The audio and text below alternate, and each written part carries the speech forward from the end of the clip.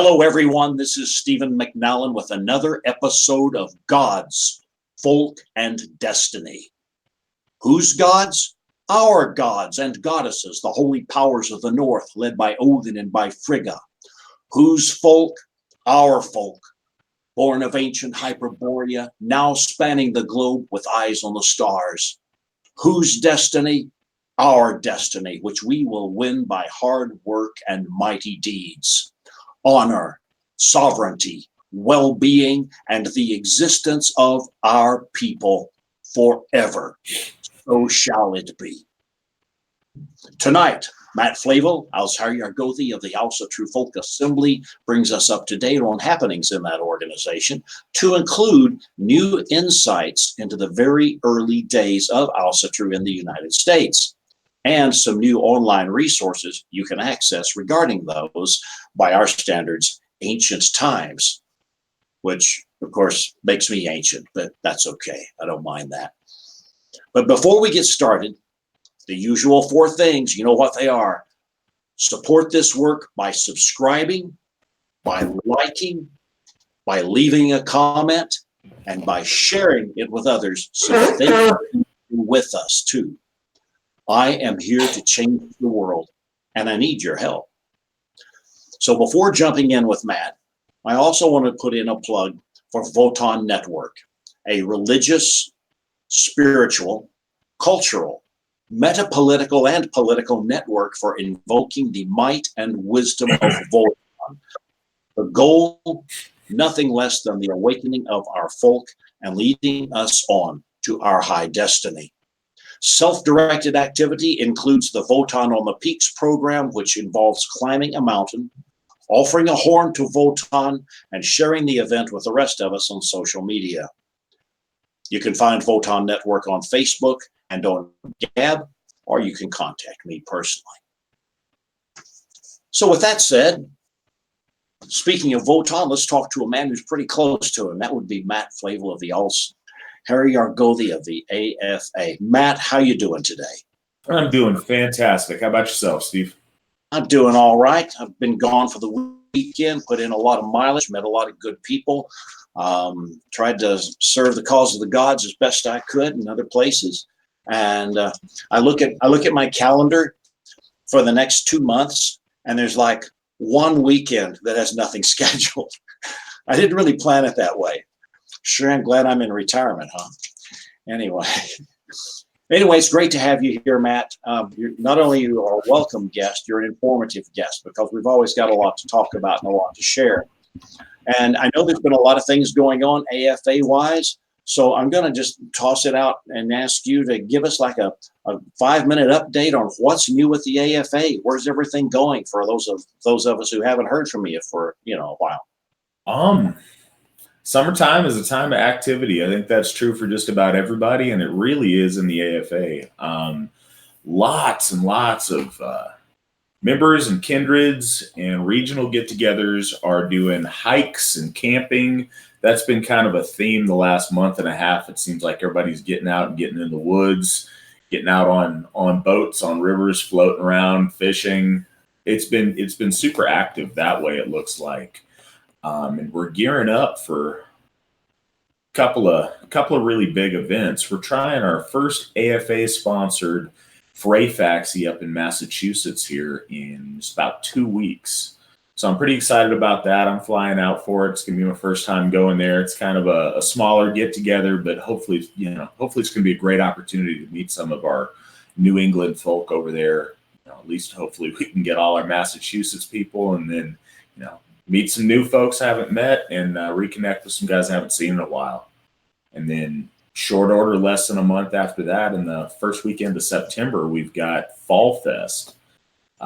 This is going to be the 4th Fall Fest in Minnesota, and Fall Fest is amazing, and it caught steam really quickly, and it's fast become just one of our best events. The folk up there have a really unique flavor to them. Great people, you get kind of a regional feel when you go to these places, but their hospitality there is amazing. I guess other AFA stuff, we're doing a lot of house cleaning, a lot of updating to the website. Got got a lot of new folk builders that are hitting the ground running, digging around in their region, getting people together, getting people out of their house, out enjoying this beautiful summer that we're having, and lots of stuff going on. Lots of stuff. Well, I can certainly speak to some of that because, as people out there in the audience may not know, Sheila has taken on some really important work with the organization recently. And it's not that she ever really stepped away. It's just that, well, she tends to volunteer to do things when they need doing. She's one of those kind of gals. And she literally puts in 6 to 8, maybe 10 hours a day on the AFA. She's always over there on her computer, just doing her thing like crazy. It's inspiring, but I end up doing the dishes sometimes. But that's okay. I don't mind that either.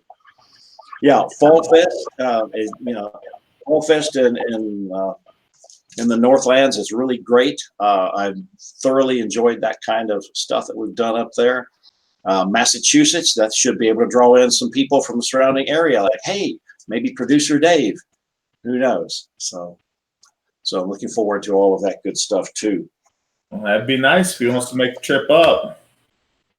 But yeah, that's exciting. And even if he doesn't, other news over on the East Coast there is, as always, Winter Nights in October, which is just about 2 months away now. Time's going quick, but yeah, that's over there. If we got anybody over on the East Coast, anyone near Pennsylvania, that's going to be happening, and that's certainly fantastic. I guess another AFA news bit we've got going on since last time you and I talked is our first AFA Kindred in Brazil. We've got a thriving AFA community in Brazil now that kind of popped up out of nowhere, and the enthusiasm has been really, really something special to see and be a part of. Right. I've been kind of in on the intake portion of that, of course, because Sheila's been dealing with all of that. So it's literally about 6 feet away from me during the day when all that comes down. Mm-hmm. And it's fascinating, all the support we're getting from South America at this point, largely Brazil, but a couple of people at least in Uruguay and so forth. Yeah. And they are very European. They are very folkish. They get it. I think sometimes it's people that have had the closest call with faith that kind of, realize the importance of having your own folk around and being able to support that. So that's kind of exciting. I have to invert a lot of the holidays and stuff, but hey, that's okay. We're used to that from, Australia and so forth. So that's all good. Yeah, it's really becoming a thing now, especially we've got a Kindred in South Africa. So our Southern Hemisphere membership has really, really picked up. Excellent. Nobody in Antarctica yet, though, huh? Not yet. Give us time. Yeah, there you go. Okay, very good. So I know that we've got Hoff number 1. We've been working on Hoff number 2. The word I get is that we come pretty close to making a purchase on a second one, but for whatever reason, we've kind of backed off from it. It hasn't been just exactly what we needed, but that's still an ongoing project, I assume. Oh, absolutely. It's really nice to be in a spot where we're financially viable to do it. It's not a matter of if, it's a matter of us choosing the Hoff that we want.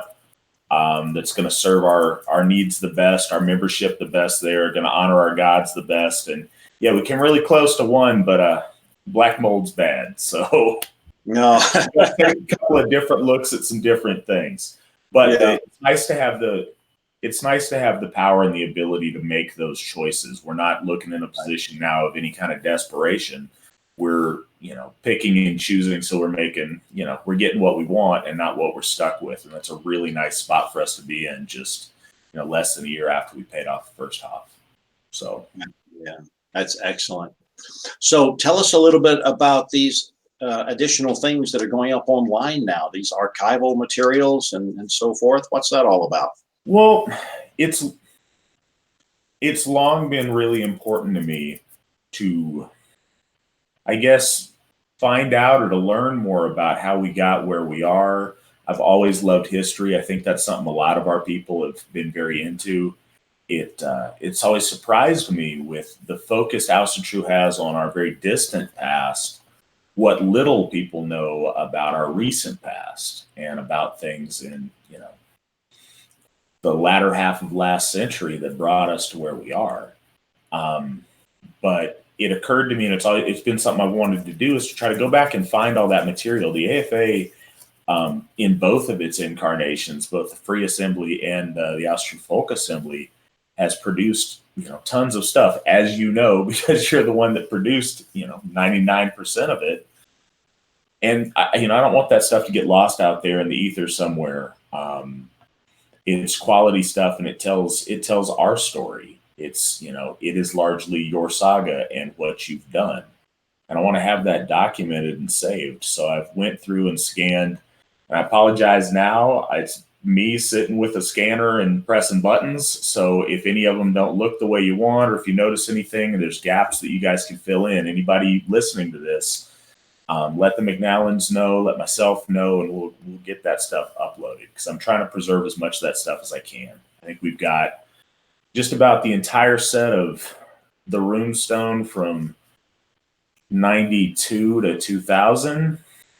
We've got quite a few of them from the 80s, but nowhere near complete. But we've got runestones from about 82 to 88.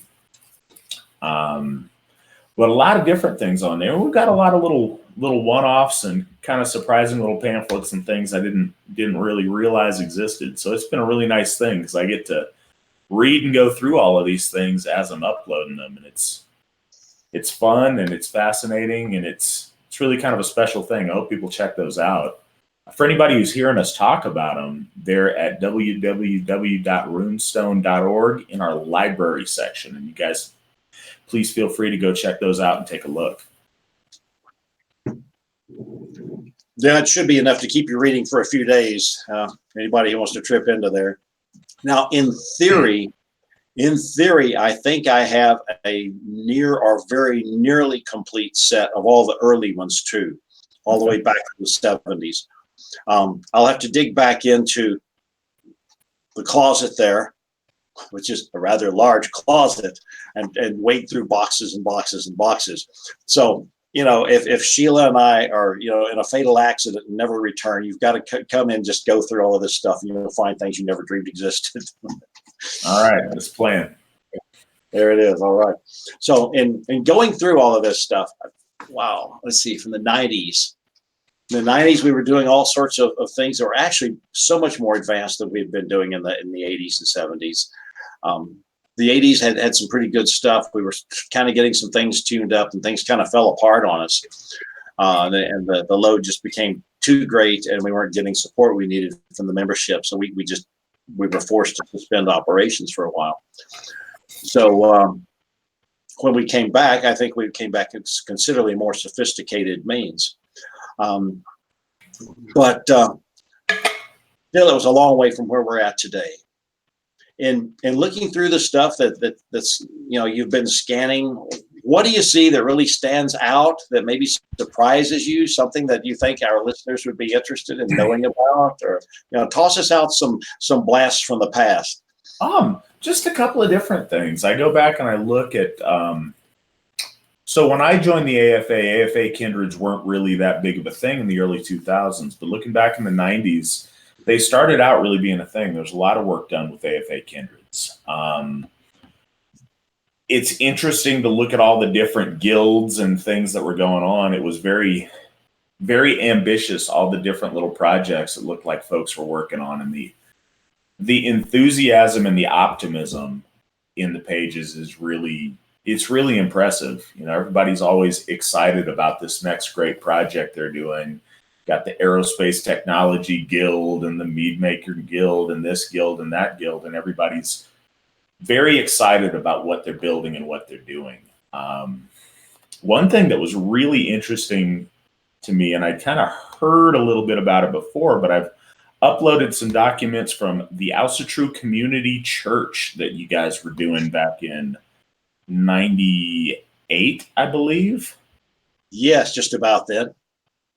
Yeah, and that was really interesting. I'd heard a little bit about it before, but to see, the material that was developed and see what you guys were doing with that was really interesting to me. Well, I think it was one of the better experiments we tried. And of course, the people, maybe some of whom are really bothered by your use of the word church today, would have just had a conniption over that. We invited the public. We did it in a room at the local library. It was a simple service. It was kind of, I won't say dumbed down, but it was adapted to the situation. As the old saying is, to take the revolution to the masses, you got to go to where the masses are at. So you've got to meet people on a level they understand. The first requirement of any message you're trying to transmit to the larger population is it's got to be understandable. If it's not understandable, you're wasting your time. You're defeated at step one. So it was sort of a dumbed down bloat. That's not really a good term. I probably ought to retract that. It was not dumbed down. It was simplified and devoid of a lot of ostentation. In retrospect, looking back at it the way I feel now, I would not do something like that to an open group. Demographically and such here in our area, I mean, almost everybody at that time in particular was of European descent. So it's not like we had to worry about, Zoroastrians Zoroastrians we could probably deal with. But, we didn't get our local Afrocentric religion people, although we'd certainly be willing to talk with them elsewhere. But we got a lot of people who were peace, love, and good vibes, because that's kind of the community this is. But, in a way, if you get one really good person out of that, it's pretty much worth it. And we did. We got a guy named Dave Moore. Dave was an incredible guy. Humble, great sense of humor, good with his hands, just a really all-around fine fellow. And anyone who's visited in our home, over in one corner on top of a chest kind of thing, there's a long horn, very ornate horn, carefully decorated and painted. And then we call that the Dave horn, because he made that for us. And even though he's been dead for several years now, we used it just a few weeks back, in fact. Just getting a little literally rough around the edges. The inside of the rim of the horn is kind of separating, so we'll probably put something on there to kind of make that work a little bit better. But Dave will be remembered as a man of honor and value. As long as all of this is written down, and after I'm in the box or on the fire, as the case may be. I prefer the fire, actually.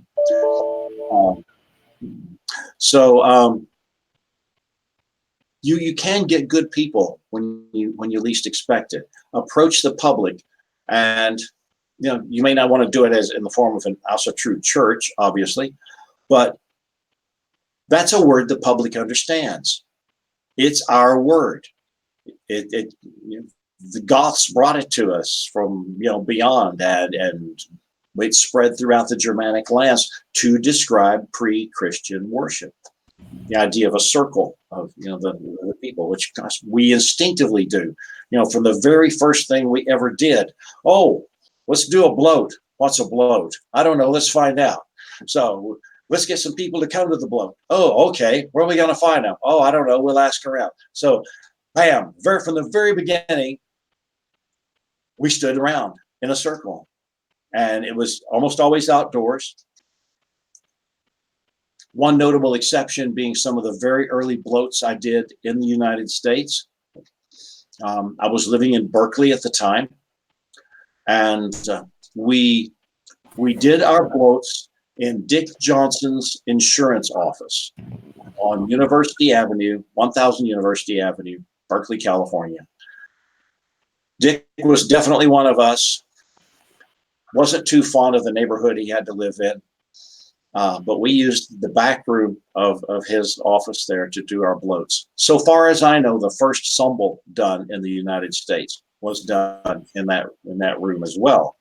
We did that either on the day or within a couple of days after the hopelessly botched attempt to rescue the Iranian prisoners, embassy prisoners, back in 80 or whatever. So that's just a bit of a tidbit of history I just toss out. just because somebody might want to know how it was back then. It was kind of hard to stand in a circle in his office, but we all gathered around, and then soon we were doing things outside, and that was a standing in a circle kind of thing, definitely. So circles work for us. It is natural. It is human. It's, I think, part of our basic engineering on our perceptions of space and our utilization of space, hardwired. And so circle, church, whatever term you need to use, just do the mission, basically. So, yeah, the Alsa-True Community Church. And if I had thought about it, I could have dragged some books out of that there that I would actually have given you an idea of the way that they went. Maybe we'll do that another time. And we'll definitely get those involved in your collection. But yeah, there's so much that people just don't know. Yeah, from that I've got a Scotty bloat, I've got no Star bloat, a Freya bloat, Heimdall bloat, Frey bloat, Thor, Odin, and then I've got a Alsa-True Community Church Book of Bloat up on the site. Yeah, we did a lot of stuff. And a lot of the material, even today, could be adapted. Mm-hmm. Anyone who reads them might want to change the format of the context of them instead of doing it for the kind of audience we were. But I think a lot of the writing was pretty decent. A lot of the ritual steps that we brought in, I think, were useful and good. So I'm hoping that our folk, effective immediately and for decades to come, will be able to comb through this material and say, oh, hey, look at this. Something McNallen did way back when he wasn't ancient, dude. And it's really good, and we're going to use it. So piracy is welcome. Well, that's super important. It's one of those, we spend so much time, like I said, focused on history, but I don't think a lot of us stop and think about where we came from, why we're here, how we got here, in the last century. At some point, all of those great heroes of the Viking Age or whatever bygone era we want to look back at and idolize, at some point, those people were real people doing real things, just like you and I are right now. The work that you and all of the people in the generation that founded what we're doing, that needs to survive in history. So 1,000 years from now, people can look back at that as the golden age of Alsa-True, as it were, or whatever. Hopefully we keep reinventing and redoing those things, but it's absolutely vital that we have some kind of understanding of where we come from. And that's something that I've always seen is really lacking with people new to Alsa-True. They'll learn their ancient Anglo-Saxon history really well, but they won't learn their Alsa-True Free Assembly history. Well, and I hope that it continues to fuel inventiveness and creativity over the years.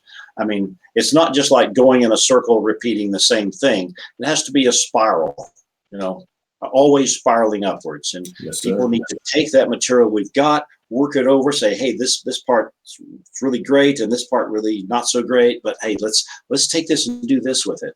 And there's going to be a lot of raw material there. The idea of guilds, I mean, you mentioned some of them, and of course we have always, anytime that we've had guilds, probably the first guild we would pull together was the Warrior Guild, because that was kind of our focus at the time in many ways. Not that it's not today. I mean, we still do warrior stuff, I guess you could say. In fact, I got a couple of them here, and a lot of our people have seen these, but a lot of people in the audience is going to find them absolutely different, I think. Here's a copy of Wolf Age from the 90s, and on there you see a picture of a guy named Fred. Fred with a bottle of Slivovitz. Fred, also known as Fred the Merc. Fred and I had been in some small town in Bosnia, and Fred got word he had to deliver a message to some senior commander up on a hill somewhere.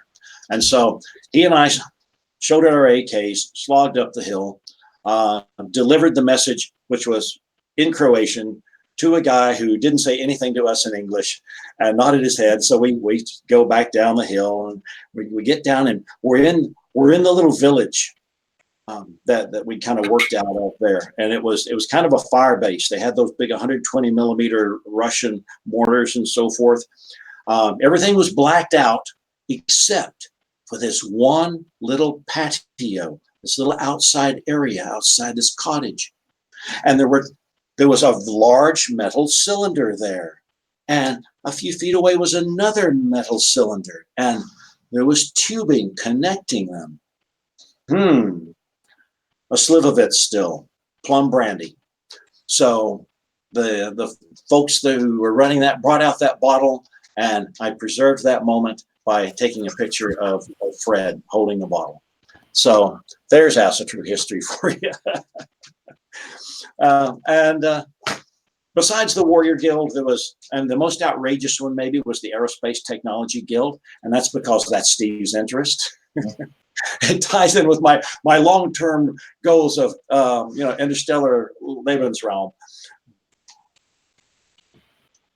And for years, we would start every all thing with a rocket launching. A model rocket. Sometimes it was a fairly modest one. Sometimes it was a meter long and disappeared. But it was always kind of a thing. I just like to encourage people to think about things in a different context.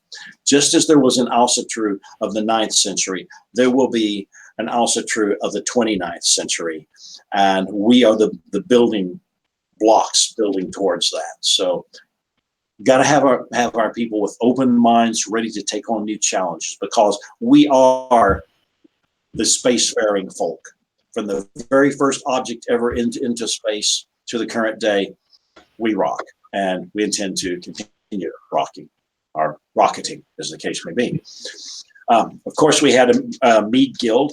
I mean, everybody wants to brew mead, so that got to be quite a thing. We had a poetry guild, or a skaldic guild. People composed some pretty good stuff. So we've always had these interests that kind of focused in on special fields that people wanted to be involved in. And I think that's one thing that made what we did a little bit richer than it would have been otherwise. Certainly, it produced an awful lot of literature, and I don't know if any of that is showing up in these archives you're getting. Do you have copies of the old guild publications or anything? No, and I wish I did. I mean, I have I have exactly 2 Wolf Ages that we'll put up there at some point.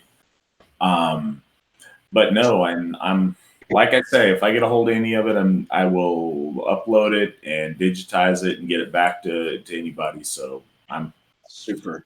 This is just our first step at it. I want to get any and all of that material and get it up there. Preserving our history it's essential. It's certainly part of our mission, and I think it's important. Yeah, I completely agree. And believe me, there's tons more where that came from, or at least tens of pounds. So much for the past. Let's take a look at the future a little bit. What do you want to see the AFA/Asatru doing, say, when you're an old guy like me? And what do you want to see even farther in the future? What sort of vision comes up when you think about such things? Well, I want to see a recognizable faith for our folk in the world. I want people to know what Asatru is, and I want people to know what the Asatru Folk Assembly is. I want us to have a network of kindreds and hofs and areas as widespread as our folk are, to where no matter where you are, you can take refuge from whatever's going on in the rest of the world, and to where we build our own golden age amongst our AFA family, and to where wherever you are, you have that support. You can plug into the AFA as a whole, and you can be part of what the rest of us are doing. And we see that developing already. It's just spread apart more than I'd like. our membership is getting to the point where, certainly in the United States, anywhere you go, you're within a few hours of an AFA member. I'd rather you be within 30 minutes of an AFA kindred, and you had people right there that could help you out. I think that it would be nice to, when our people travel and they go, to distant lands, to meet their local AFA kindred, their local AFA community, and be able to get plugged into that immediately wherever they go. And I see that developing in these stages. I'd like to have, Hoffs all over the place. I mean, by the time I'm your age, like you were suggesting, I'd like to see there be an AFA Hoff certainly in every country that we have AFA members, and I'd like to see there be an AFA Hoff in every state in the United States. I think that's incredibly ambitious, but I don't think it's impossible by any means. I think I agree. I think it's absolutely doable. Well, and I want it recognizable. You go to different towns and, you can see, oh, there is the Mormon temple. Oh, there is the Kingdom Hall of Jehovah's Witnesses. Okay, I know what that is. If I were a Jehovah's Witness, I could go there. Oh, there's, the Sikh temple. I want there to be an AFA Hoff there that people recognize and see those tri-horns and say, okay. So what do you think is the greatest obstacle to that vision? Are folk being hard-headed and wanting to... We've got a strain of this rugged individualism that in a lot of ways helps push some people forward, but when carried to its extreme, it holds a lot of folks back. We've got certain people that just don't want to conform. They just don't want to be part of something bigger than themselves, or they always think they have some way to know it better. Kind of on the back of what I mentioned about loading all of those old publications. In the Austrue Folk Assembly, we're building in the Austrue Folk Assembly. Next year will be 25 years in. On the bigger tradition of folkish Austrue with the Austrue Free Assembly and the things that you've started, we're 50 years in. Reinventing the wheel every time somebody's got a new idea or a new way of doing things doesn't move us forward. What moves us forward is everybody putting their shoulder behind the AFA wheel and sharing your ideas. If there's something you want done different or you'd like to see done, there's avenues to get it done. But I think one of our biggest things is folk they're being very reluctant to join and be part of something bigger than themselves. And I think that's a lot of reasons. I think for a lot of our members, we get them because they've been disaffected by other things maybe they've been members of in the past. So I understand that. But once we can get over that and everybody get on the same team, pushing and pulling and moving in the same direction, that's gonna get us where we want to go. And we'll get there faster or slower depending on how much enthusiasm and participation we get from all of our members. Right. It's really kind of a paradox in a way. We pride ourselves on our individual freedoms, and from that, sometimes we go to almost an extreme individuality. I did in the early days. In the early days, I really saw Austrue as being not so much folkish. I didn't even know that term, as being like libertarians or something. We don't need no stinking state. And of course, like I say, I was very heavily influenced by Robert E. Howard's writings, and certainly Conan the Barbarian wouldn't take nothing like this, And so rough. We're going to be a rough, tough Viking. And as time goes by, and as you look at the historical record, and as you consider the practicalities of getting along with other people, you come to kind of analyze that again. There's still respect for the individual. I mean, the individual has certain rights. Those rights are enshrined in Anglo-Saxon law and in Norse law, all the way back for thousands of years. The first parliaments in Europe were established by Vikings. Isle of Man, all of those places. Iceland, obviously, and the Germanic tribes all had their thing. So it's not like people are forced into a narrow box and made to do things against their will or not, or coerced in any way. what it is like a big family, and you may quarrel with the people in the family, and your personal interests may be different from what your brother does or your dad does, and you may have an entirely different profession from anybody in your family line. Those things could obviously can be different, but something that remains the same is that cooperation, that frith. That's what frith is all about. It's more than just the absence of warfare. And actually, I'm stealing some lines from a talk that I heard a few days ago. But it's just true, that idea of frith is one that should permeate everything we do. It's not just absence of warfare or absence of fighting or absence of bitching and belly aching. Well, actually, bitching and belly aching probably have their place, because that's human nature. But what matters is that when you're through bitching and belly aching, you get with the program, you help your buddy out, you cooperate with everybody, and you share an interest in their success. And some people, our society just has made them so inclined that they're not really open to that. I think it's a fine line to walk with the frith idea about it not merely being an absence of something negative, an absence of strife, but it being an opportunity or a support structure for success. I think we run into the same thing when we look at freedom. In our modern sense, freedom is so often conceived of as the absence of people telling you what to do, the absence of restraint. You can't do this to me. You can't make me do that. What about our freedom as a folk to succeed? What about our freedom to pursue our destiny? What about our freedom to achieve things? Having the freedom to do something, not the freedom from having to do things you don't want. And I think that shift towards the positive, and that's something we've been trying really hard in the AFA to do, is focus on what we want, not all the things in this world that we may not want or all the things we dislike. Let's focus on what we love and what we want to accomplish, what we want to build, the world we want to create. And I think that's certainly what I want us to get closer to as I get older and as the AFA moves into the future. Yeah, that makes sense to me. I'm definitely with that. It kind of goes against modern society in a way.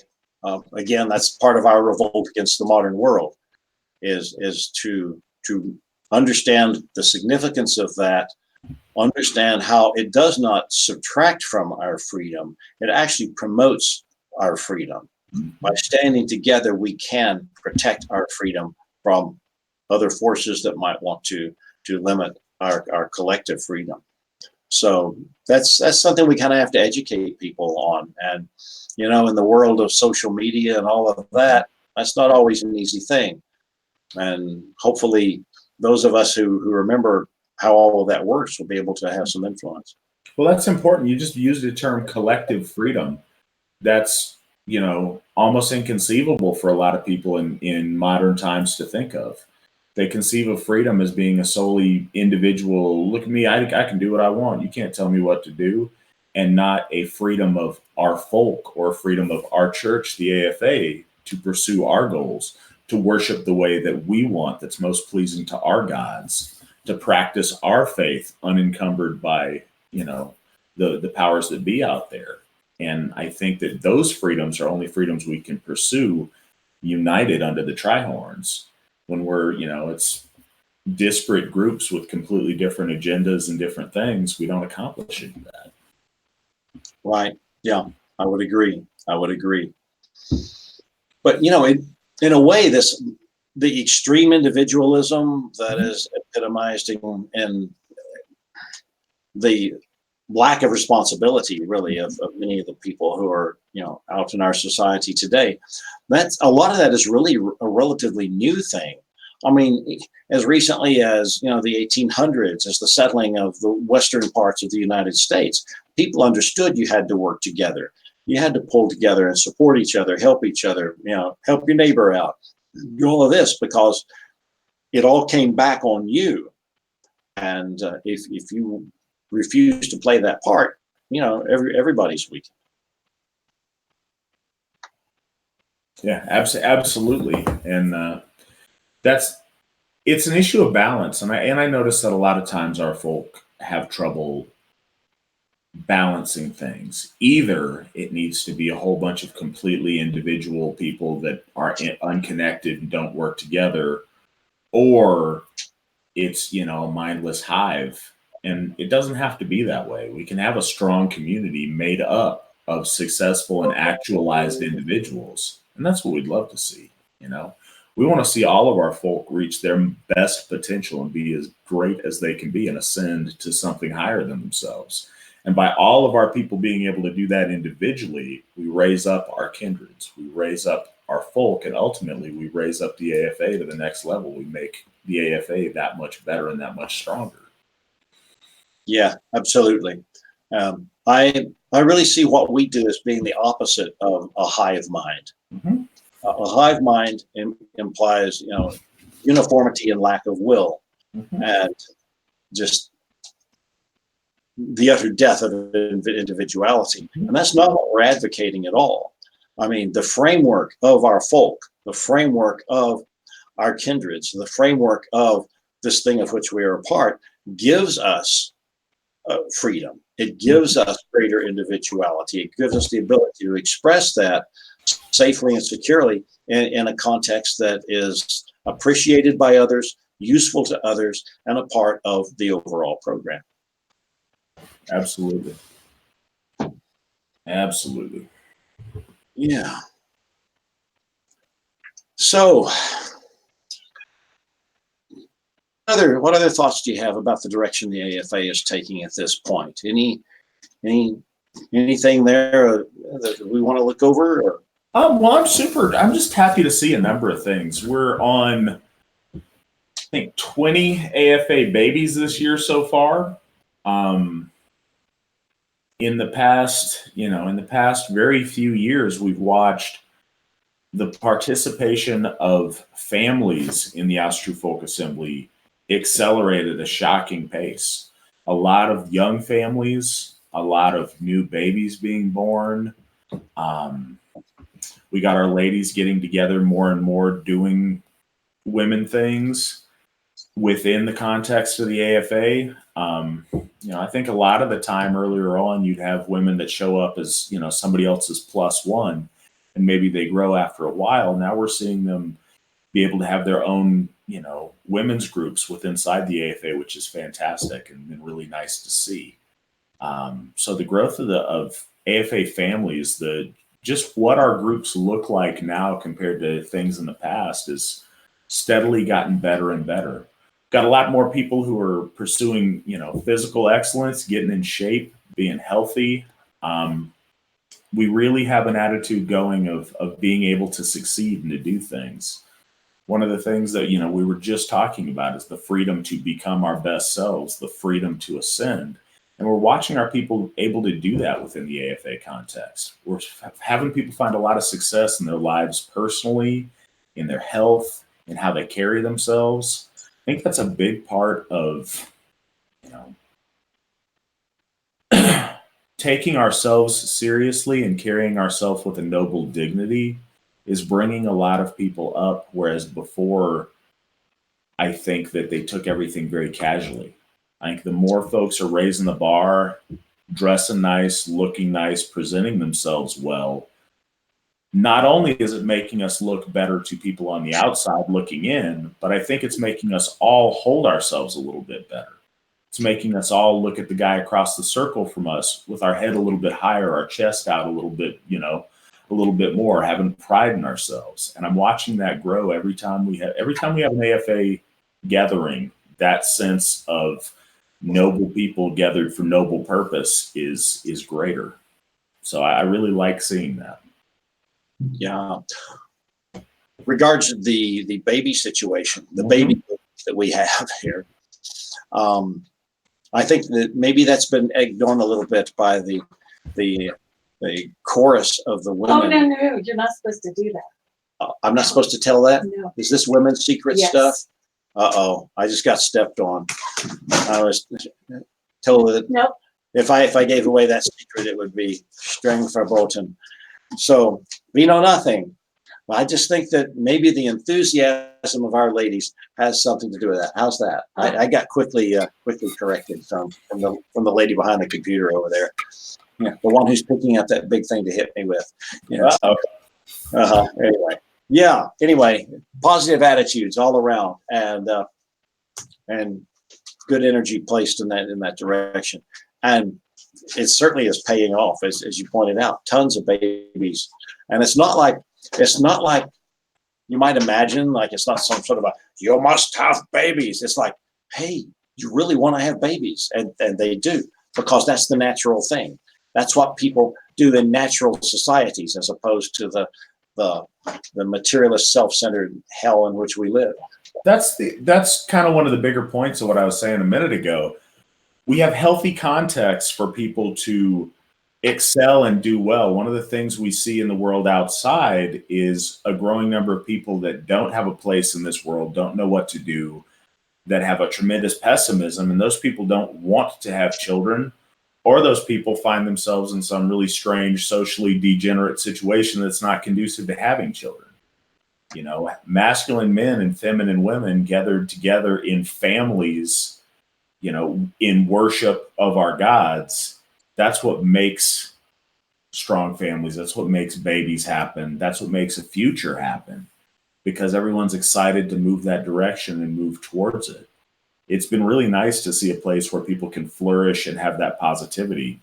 One of the other things about families is, for a long time, very often, House of True was a bunch of guys gathered around in the woods doing some weird Viking thing, but leaving their families at home, or, well, I'll mention it to my kids when they're old enough. Now we're having people raising their children in the AFA. We're having people building their family with people that they have met in the AFA, finding their partners in the AFA. I was able to find my wife in the AFA. And building on that is amazing. And that's really, for us to be a viable religion for our folk, we have to be something people want to raise their family with. We have to be the cornerstone of people's lives, and how they live and how they gather and how they build their communities and how they build their families. And we're seeing that happen now. We're seeing it happen at a pace that I've never seen before. And it's really a beautiful thing. And I'm so fortunate to be able to see all of that happening. Yeah. That contrast you just mentioned is very apparent. You know, the average person who shows up at an AFA gathering now does not look or act like the person who would have showed up at a typical AFA gathering 30 years ago. We have definitely upgraded, and we're expecting more of people, and in the process, we're giving people more. So it's what works out pretty well, I think.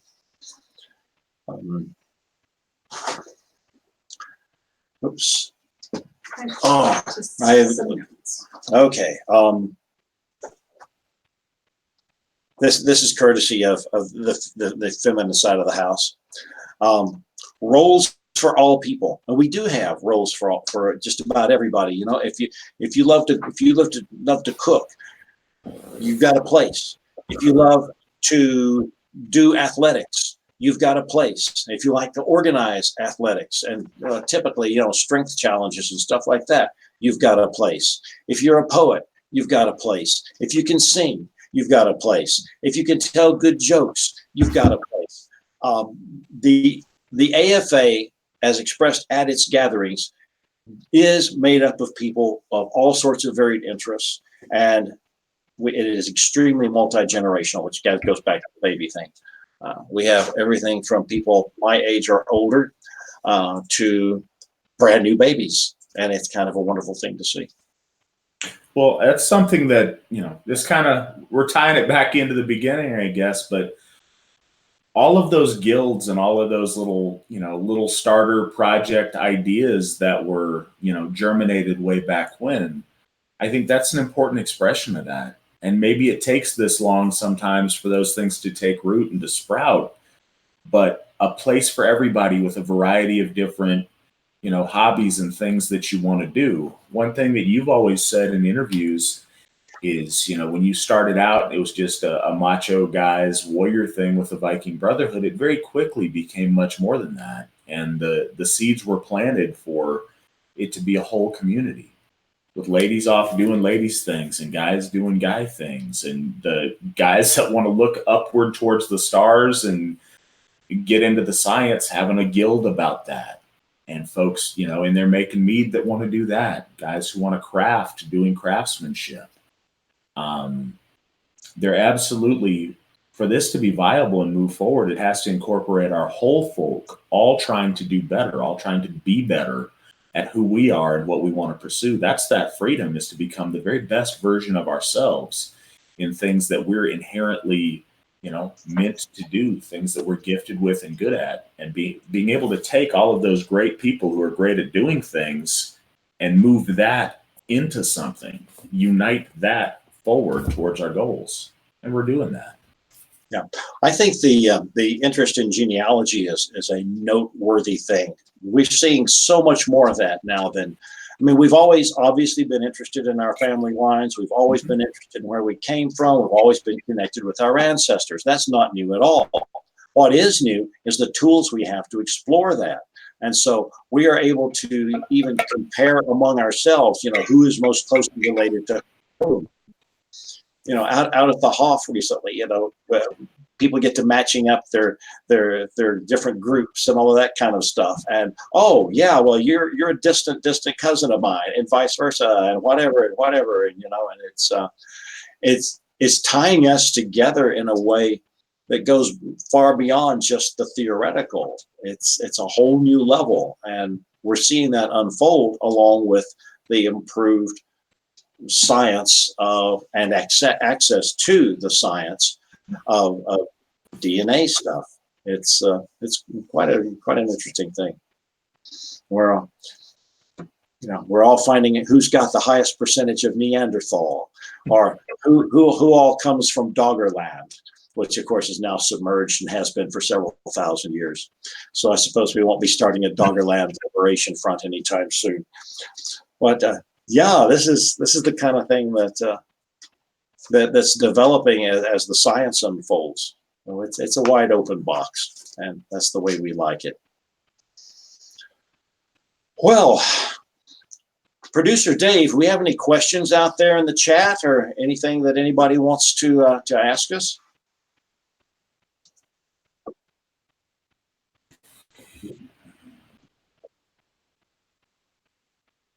Good. Yeah, go ahead. I kind of figured you would.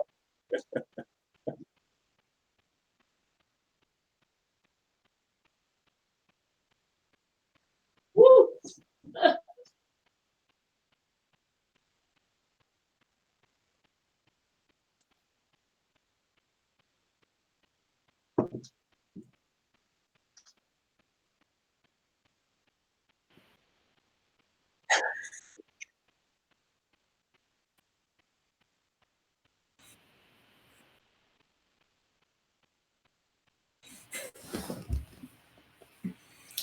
And you and I may not be doing that so much personally, but we will lay the groundwork for it. And they'll remember us when they get to the stars. They'll look back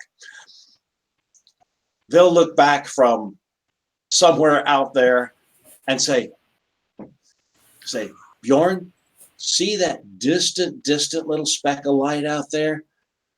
That's the star around which our home planet revolves. And that's where we were. That's where we began. And now we're out here, and your uncle is leaving farther out in the galaxy next month, so whatever, it's a wide open universe, and it was meant for us to explore, in my opinion. Yeah. Okay. I know that's Steve's thing, but I think it's also, to a large extent, the thing of our folk. We are explorers. We are doers. We're not tied down or limited. We strive against limitations. That's like that old saying, the difficult we do immediately and the impossible will take a little bit longer. And I think that's expresses the very spirit of our people pretty darn solidly.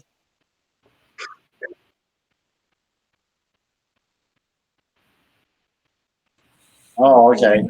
Okay. So, okay, so we don't have anything there we need to address then. Wow. Well, Matt, do you have any closing remarks you want to make? Just one of the big themes of kind of everything we've talked about tonight, and your little spiel there about galactic colonization and stuff is positivity and optimism.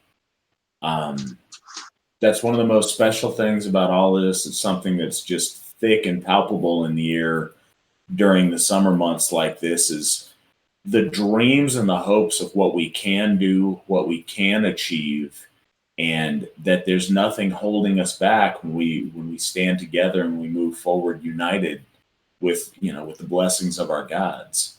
I think it's very easy for a lot of our folk who are still out there in the world and haven't come home to Ausatru to get bummed out and to get stressed and to feel depressed about their life or about what they can do and not really chase their dreams. There's a lot of that out in the world. And one of the things that I find so beautiful about the AFA is there's none of that here. The sky is the limit. But you know what? As you and Dave were just talking about, the sky is not the limit. There is no limits. Pushing those limits and always striving to be more, to do more, to push those boundaries. That's what our folk are all about. And that optimism is something that's always shined through in all of those old AFA publications. It's something that is in the very heart of the Ausatru Folk Assembly, and it's something that's flourishing amongst our folk right now. And it's just really, really special and really magical to watch that take hold. And I'm excited to see what we can do with it. Well, so am I. So am I. That's exactly the way I feel about it. Dave, any closing comments? I was thinking about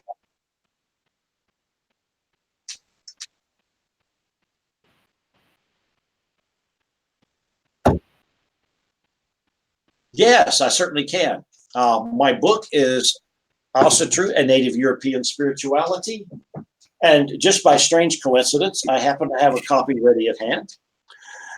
They can, of course, get that through the usual sources, or they can get it from Sheila and I at Wolf Age Media. At Gmail. At gmail.com. And also the AFA. And you can get it through the AFA. And if I'm anywhere around, certainly if you get it from Wolf Age Media, or if I can get a hold of one that's running through the AFA, I'll be glad to autograph it. It's, I think, a simple book. It is not complex. You're not going to find that it requires huge background. In fact, it requires almost no background at all. It's step by step. This is what we do. This is why we do it the way we do. My philosophy on it, and a good deal of the history of it as well. So take a look.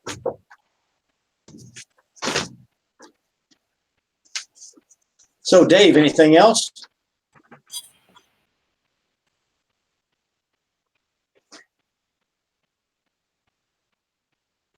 All right, we're good. Well, we'll put in just about our hour now, almost exactly, which usually is not what we do. But I'm going to go ahead and do a little wrap on it then. You can reach me at wolfagemedia@gmail.com, where you can also order my book, as we have mentioned moments ago, and we've got a bunch of other stuff that we put out as well. Also, please check out my I can't talk today. Please check out my videos over on Red Ice TV. Take a look at the other content creators here on Raffen Folk as well, because there's a lot of people doing good stuff on Raffen Folk. And that said, that's all for tonight. Keep your powder dry, your cupboard full, your spouse happy, your children close, your data out of the hands of the deep state, and love life in Midgard, for it is a wondrous gift. Good night.